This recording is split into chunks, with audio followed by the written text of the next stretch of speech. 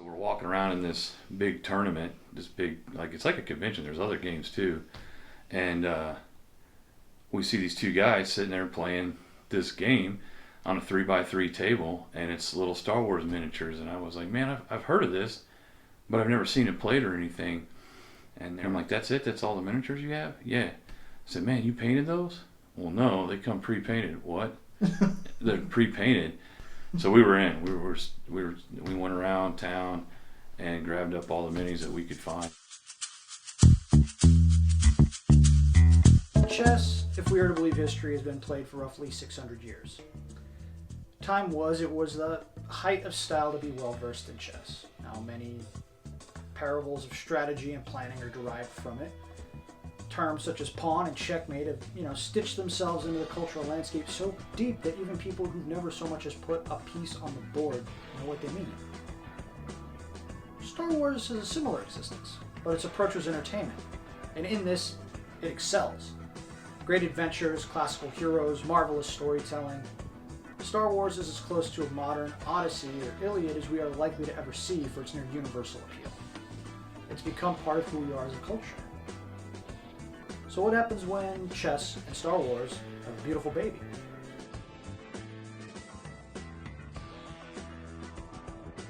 I had tried Warhammer before.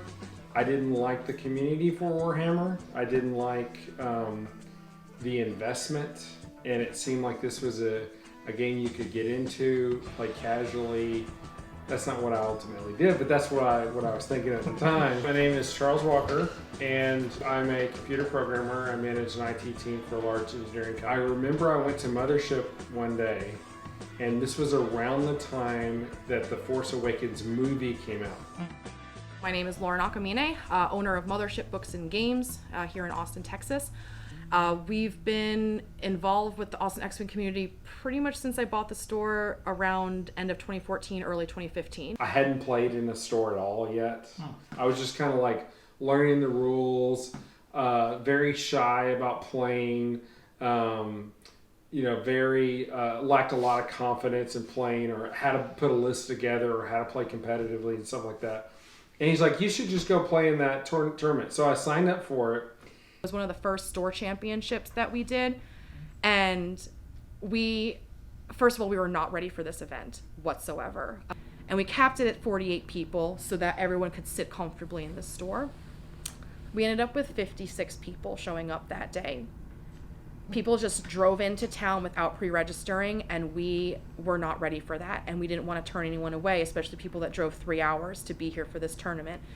It ended up being the first store championship. We literally had X-wing boards set up on yellow page books on the floor.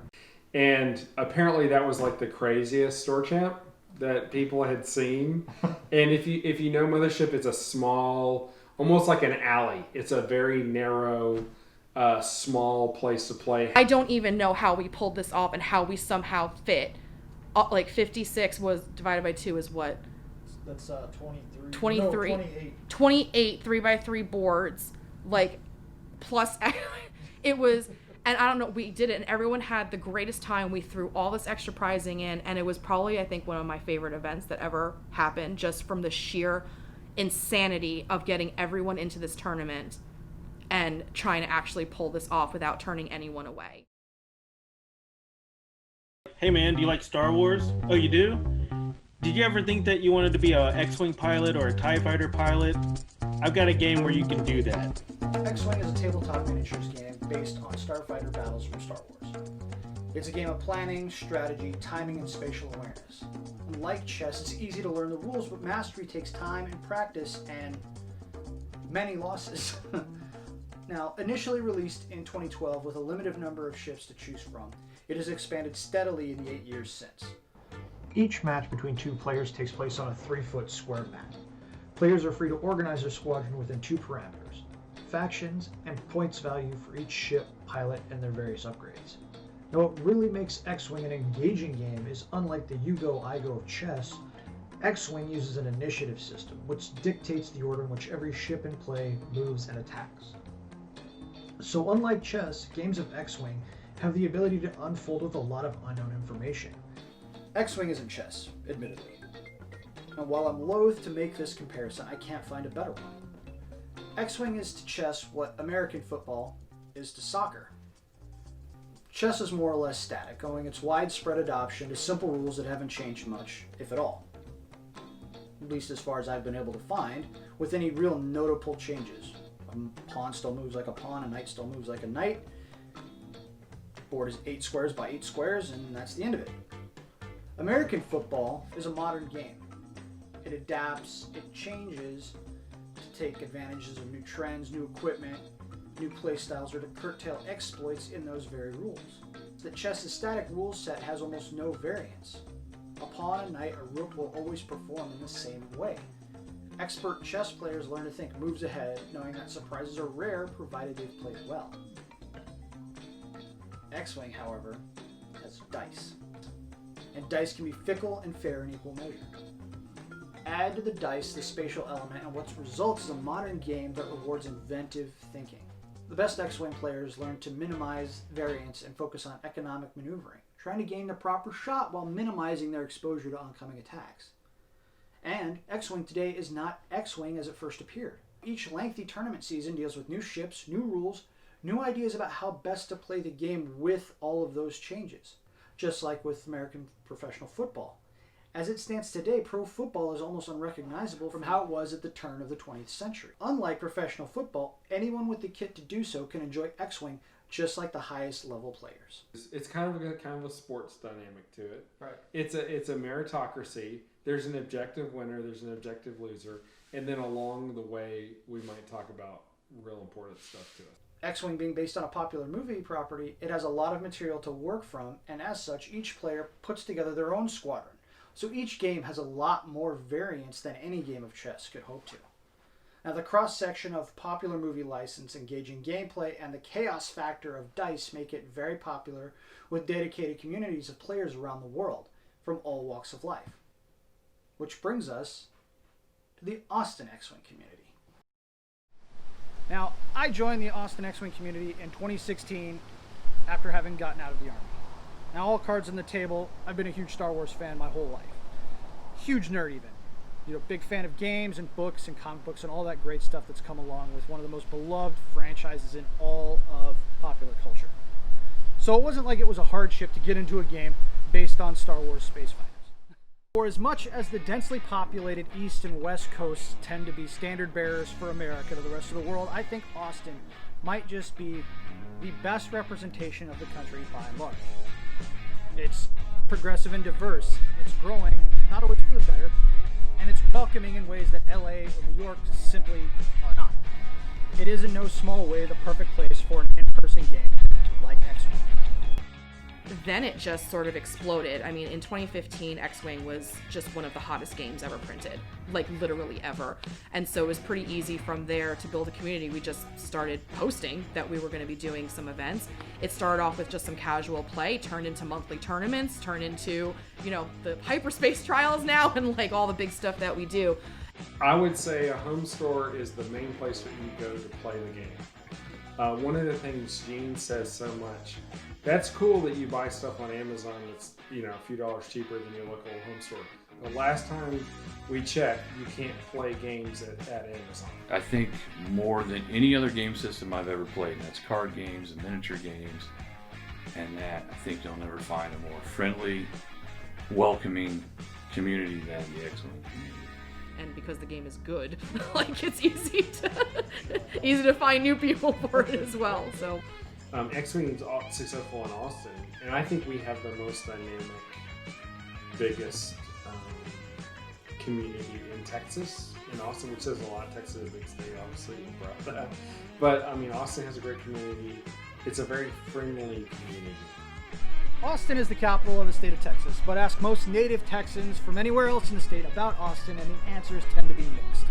Folks from rural Texas seem to regard it as an oddity, a rare seclude of East and West Coast ideas squatting in the heart of their homeland. Ask people from Dallas or Houston, both much larger cities and tend to be iconically Texan, and you get smirks and but mostly positive regard. Austin is an oddity. liberal in a conservative state, economically reliant on entertainment and technology as opposed to livestock or agriculture or industrial. I love Austin a lot because it is so delightfully weird that way. Some of the other cities you go to, if you're not winning, you know, you suck or whatever. But Austin's very friendly. It's very good about getting people into the game, like we were talking about, doing like the league nights, doing the practice games. Once you make friends in it, it just keeps exponentially growing. Say with like 40K sometimes, or even Magic, some of the players can get really uber competitive and kind of, you know, ornery or whatever. And it's just not welcoming to new players. Or, you know, they're just constantly running the best stuff. So when new players come in, they get stomped, and it's just not as enjoyable. Like, there's always a little bit of smack talking, right? Like, because it's just gaming and it's competitive, right? But the way that people are in this community, just like, it's just too damn supportive. Like, we have one guy that has, you know, everyone makes fun of him for like always losing, and because of that, we have like a designated prize for him for every big tournament. Do you know what I mean? It's just like, and in last place. Do you know what I mean? Like, Is that CQ? it is CQ. And so, like, part of it is also, we know we're doing a big event. Like, me and some of the other TOs are like, yo, what are we going to hook CQ up with this time? And I don't know, there's just something about that, like, the fun part of it is always the priority in this game. Do you know what I mean? Yeah. And I don't find that always is the case in every single gaming community otherwise. Between, I think, me, Dragon's Lair, and Mage's Sanctum, like at the start of this, we collaborated really well. We made sure that like events were separate. We never tried to schedule things on top of each other. And that's another thing that's sort of, I think, unique to Austin in this scene is how many stores we have in Austin running the same game that somehow weren't stepping on each other's toes. You could hit, if you lived in Austin, you could hit all 3 store champs without question. They were never on the same day. We never asked people to pick sides. And that's the thing, is the loyalty I think that we all have is to the group, not to stores. It's the most inclusive gaming community I've ever been a part of, period. That's a kind of the thing about Austin X-wing is it started out sort of an inner city rivalry between different stores. So we had Dragon's Lair and we had Mages, and I think Mothership hadn't even come along yet at that point. And it was that's mainly how it started, was Dragon's Lair and Mages. And Dragon's Lair had a lot more players, but most of the competitive players were out of Mages at the time. X-Wing's start was slow. Unlike video game releases or movies, tabletop games don't have huge budgets, if any, for promotion or advertising aside from word of mouth and cool packaging on the box when it's on the shelf. Now, admittedly, for the latter, that's X-Wing's best feature. Its immediate recognizability from its movie namesake. Like the joke about X-Wing being the 40K support group, recovery group. Yeah, that's kind of that and Magic. That's probably where their 2 biggest groups of players come from, is usually one of those 2 games.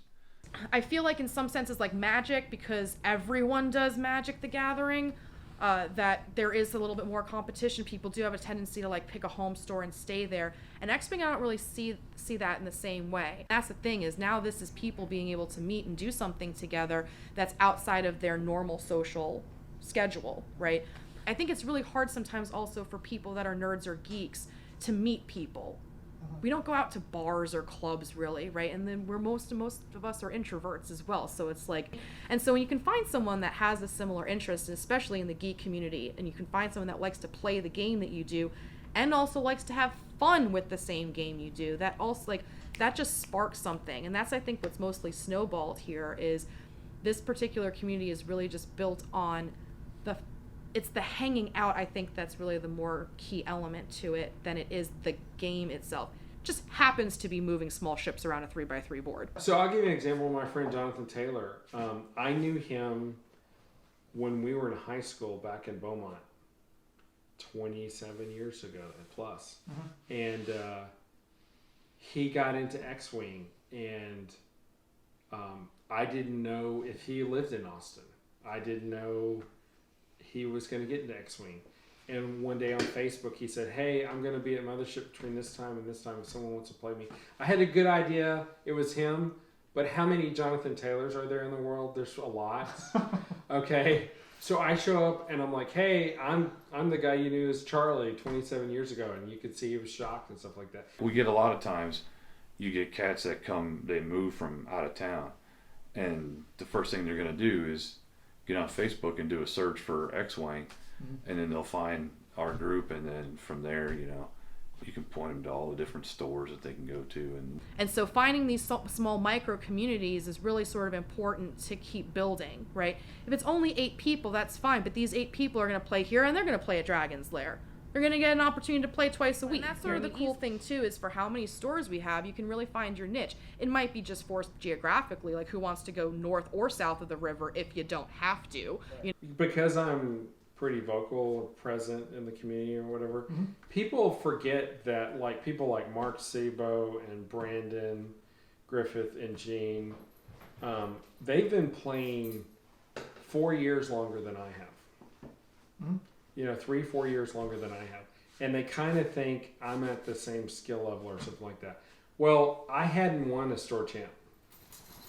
And the last store champ in 1.0, so this would have been, I guess, 2 years ago or whatever, I won the Dragon's Lair one. And it was a community effort. Because like my friend Jonathan Taylor, he'd come over on the weekends. We would like mess with my list. We'd tweak it. We'd figure out, okay, I wanted it to be kind of a wholesome list. I wanted to win, but I wanted to do it in what I think is the right way. I've played by a code of ethic that's imaginary and not real. But, I kind of wanted to win that certain way. Everybody else thought, oh, you must have won a store champ by now. Nope.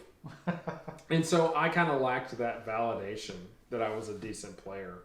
And so winning that Dragon's Lair store champ, I mean, I'll just be honest, I almost cried. And that's rare, you can ask my kids. I just really felt like kind of made it.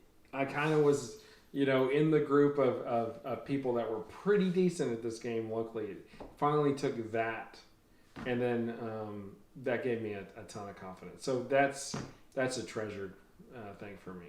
There are people that I have not had an opportunity, that I would not have had an opportunity to meet outside of X-Wing. And there are people today that, I wouldn't hesitate in contacting, because I do think of them as genuine friends. In Austin, I'd probably say the guy that I'm closest to in Austin, his name is Gene Hogel. Great guy. I'm sure he'd give me the shirt off his back if I needed it. You and I actually played at the 2017 Austin Regional. We were at the top 4 tables. I remember that. Yeah, you were the guy that knocked me out, and everybody was surprised that I managed to get there with the ships that I had. It was a unique challenge for me. And when Brandon Griffith, who I was pretty close with at the time, he asked me who knocked me out, and I told him it was you. And he was like, "Really? I thought you were going to get him." I'm like, "I have no shame in being knocked out by Wong, because he's up there. So if I have to lose to somebody in the top 4, I'd be happy to give it to you." Well, I've never done that well in a tournament since then, and I had not done that well in a tournament of that caliber before then. Well, that was the pinnacle peak in the last event I was able to play. But yeah, that was an outstanding event, and I remember our game. It was so sweaty because every move was really careful, and it was a really intense game. But I really enjoyed it, even though I lost it. I don't know that I could have done anything differently to pull it out. But I always value that, and I was happy to be able to interact with you, because everybody had spoken such high praise about having you there, because they'd seen you at so many events, and we had you in Austin. And I think that really speaks to their level of inclusiveness, that we wanted to bring people in and include them and kind of showcase our talents and everything. The pandemic has changed everything about our social ecosystem. Simple commerce was the first casualty. It pains me that we have the first modern widespread crisis, and the last 50 years of technological and social changes quailed in response as we scrambled for essentials. But the businesses that, for my money, are the most important are the ones that were hit the hardest. We kept the big box stores and the mega marts, but the local restaurants, bars, hobby shops, small businesses, widespread, they began to wither within weeks. we are social creatures, so as much as we can soldier on with the idea of the internet providing us an analog, there simply is no replacement for getting out of the house and enjoying the mildly unpredictable that comes with interacting with others. There's no Saturday store tournaments. Dragon Slayer's not doing their Friday tournament. I mean, 2 years ago we had to switch to 2.0. I think it's a better product for new players to get into, which is, I think, great for X-Wing's longevity. But we saw that hit to the population, go from 1.0 to 2.0. Now we're not playing physically. Now, Mage's Sanctum at one point was the debatable nerve center of the Austin X-Wing competitive arm. Situated nicely in the south, it was the home of some of the best players that the community would ever produce. Unfortunately, because of the pandemic, Mage's Sanctum was forced to close. Now, that's a shame because it's indicative of what happens to so many small businesses in the area. It's been rough because you can't go in the stores and you can't play anymore. So what we did initially, and like we were one of the first ones to jump on it, is we made what we called the Corona Cup. It was an all online tournament. So through Tabletop Simulator, they have a really good version of X-Wing. So we designed an actual tournament, prizes and all that. In fact, I still have them because we haven't been able to give them up yet. Some players are not comfortable playing online at all. They have different complaints about it.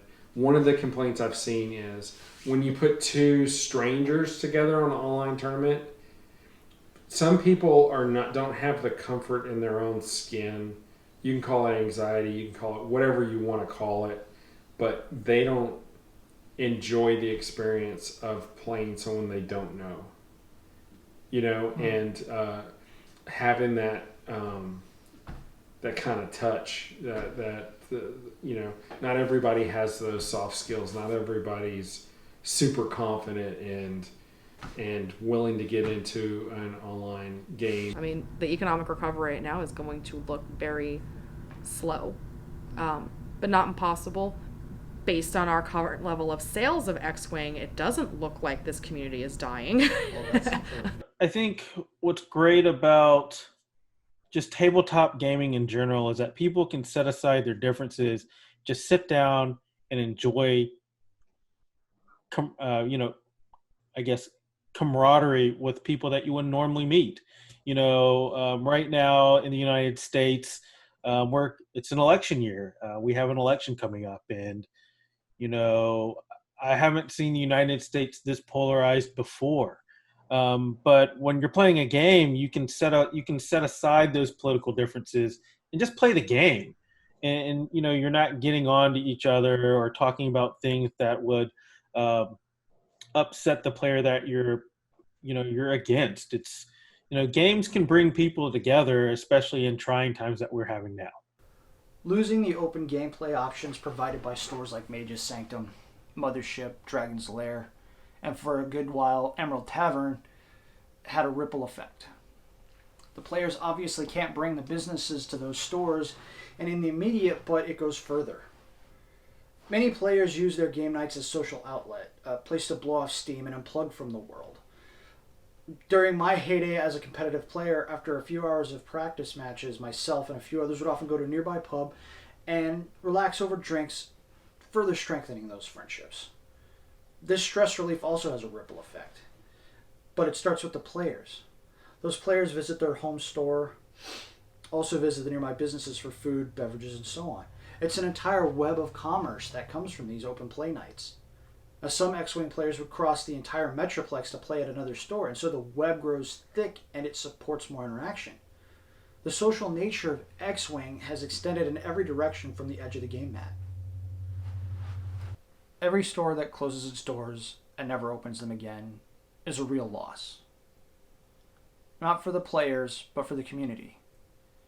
Small businesses form the lifeblood of a healthy community. They strengthen civic pride, support economic stability, and provide essential cultural diversity. And not to mistake that as a racial inference, I mean it in the literal sense. Gaming culture is every bit as important as artistic culture.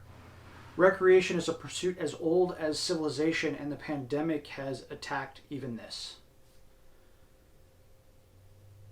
it's problematic to think that things will go back to how they were prior to the COVID pandemic.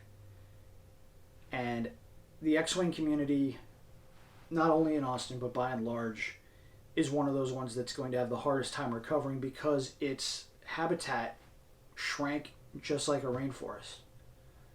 Those stores were manned not by giant corporations whose only end goal is profit, but by passionate people who like games and who like to, the concept of play, who never really outgrew that wonderful little spark that they had of kids of winning a game or just playing for the sake of play.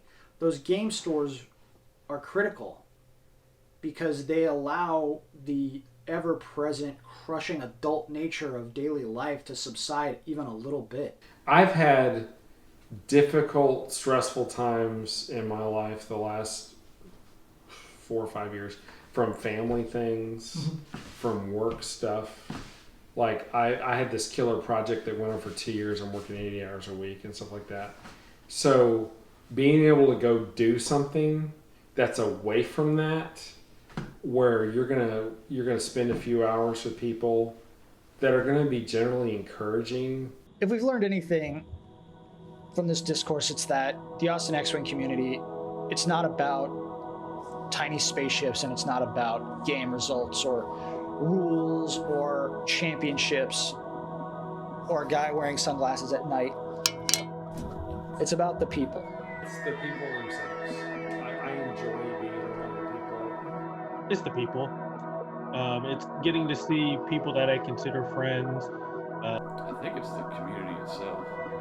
Those people that you didn't know before, and because of a game based around moving tiny spaceships on a board, you get to know that person. That person gets to know you, and you form communities that way.